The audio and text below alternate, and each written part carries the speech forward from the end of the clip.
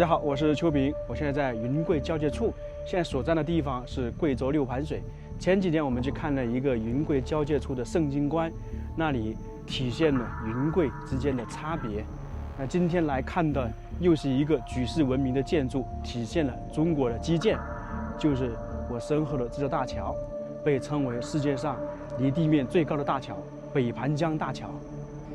远处就是北盘江大桥，从上面到底部，好高啊！崇山峻岭，在这上面有个观景台，应该是今年修建的吧？我之前看资料说，去年都没有这么好的环境。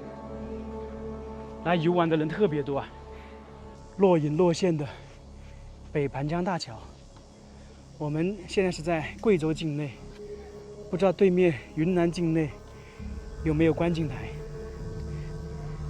给大家看一下这个峡谷有多么深，好恐怖啊！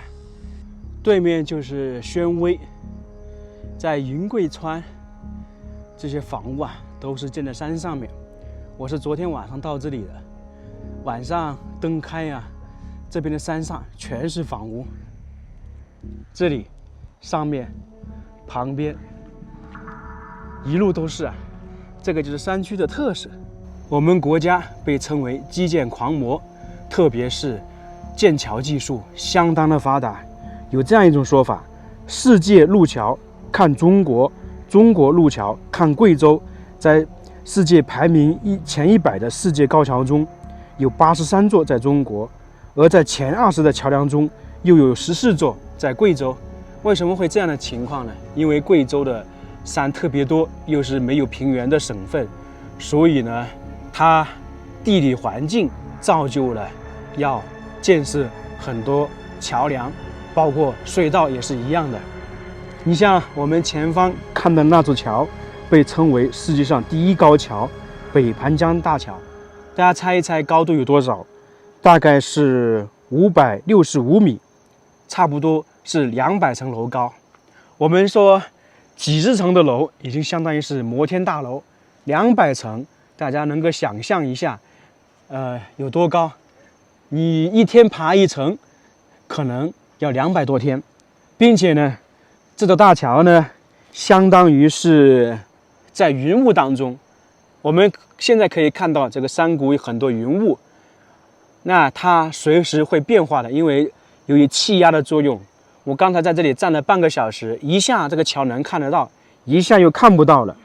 所以你如果说行驶在这个桥面上面，相当于穿梭崇山峡谷之中，漫步云端之上，仿佛进入到天堂。北盘江大桥是连接着云南曲靖的宣威，然后这边是贵州六盘水。现在通了这个高速是非常方便的。这座大桥是杭内高速的一部分。我在网上资料说，以前这边到这边没有这条路的时候，大概要4个小时，要绕非常远，因为这些峡谷是没法通行嘛。那现在可能就半个多小时吧，因为在两边是有高速的收费口的。这里呢，就相当于我们经常看到长江上面一样，如果没有大桥的话，要绕非常远；那有大桥的话，就方便了两岸。你以前打个比方说，这边的人嫁到这边人，可能2、3年都不一定回一次家，在对面呢，可能就靠喊怎么样怎么样。那现在呢，你想回去的话，非常方便。这里都是有道路，大概开10几20公里呢，有高速就可以过去了。等一下呢，我们还准备去这个桥底看一看。这个宣威这边人也住得很高啊，全是在这种大山上面。那边也有，就是沿着这个河流，全部都有人。现在看起来下面呢，水流不是太大，因为可能过了雨季吧。确实很高啊！我们这里看那个桥感觉没什么，但是实际的话，560多米，有点恐怖。世界第1、第2高桥都在中国，第1是北盘江，第2就是湖北巴东的四渡河。那座桥在这里建成之前是第一，现在已经排上老二了。现在我们准备去桥底看一看，看到没有？北盘江第一桥。为了这个桥，我在这边待了2天。昨天跟今天早上是在远处看这个大桥，现在呢是准备来这个桥底。我敢说，80%、90%的人来看这个桥的话，没到过这边。也是开了很长的盘山公路上来。前面一对夫妇，他们也是跟我一起过来的。他听说我来这个桥底，他们就来了。这里以前可能是修桥的时候弄的一条道路，现在没人来，就变成这个样子了。快到桥底了，它这里是一条高速，其实也是上下2层，跟那个武汉的杨市港、长江大桥很相像啊。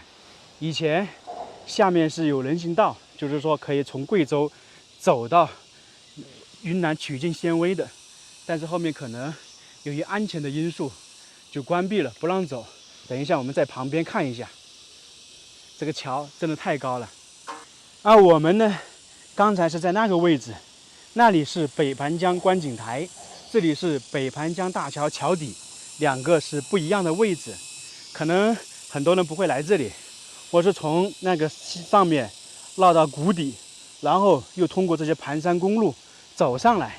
这个桥底也拐弯，贵州嘛，桥特别多，你走到哪个地方都有那种很高的桥，不光是这种高速，还有铁路，那些太多了，所以才有这样的话嘛，中国的路桥看贵州山特别多嘛。这个北盘江大桥也叫做北盘江第一桥，以前是称之为泥珠河大桥，因为它是建在泥珠河上面，是杭内高速组成的重要部分。北盘江第一桥2013年动工建设，2016年12月份竣工运营，全长1341.4米，桥面至江面距离565.4米，采用双向4车道，是高速路标准，设计时速是80千米每小时。当时的工程项目总投资10.28亿元。北盘江采用的是双塔双锁面斜拉桥，它这两个塔的高度是不一样的。贵州这边是269米，而云南那边的桥塔高度是247米。桥塔顶部到江面的垂直距离是744米，桥面至江面的垂直距离是565.4米。我们刚才说桥面到下面是大概200层楼高，而桥塔到下面的话，这个就更高了，差不多300多层了。故而通过这些数字也能够表明我们国家路桥技术的发达，基建的厉害。北盘江大桥的建成通车，其实也是实现了中国西南地区交通干线的大贯通。我在查资料的时候还看到，当时在修建这座桥，由于这个地方地势条件复杂，修建难度极大，当时的美国嘲笑说，我们这个桥你花几百年上千年可能才能建成，但是狠狠地抽了他们的脸，我们只用3年就完工，就把这个桥建好了，并且质量远超国际标准，向这些建造者致敬。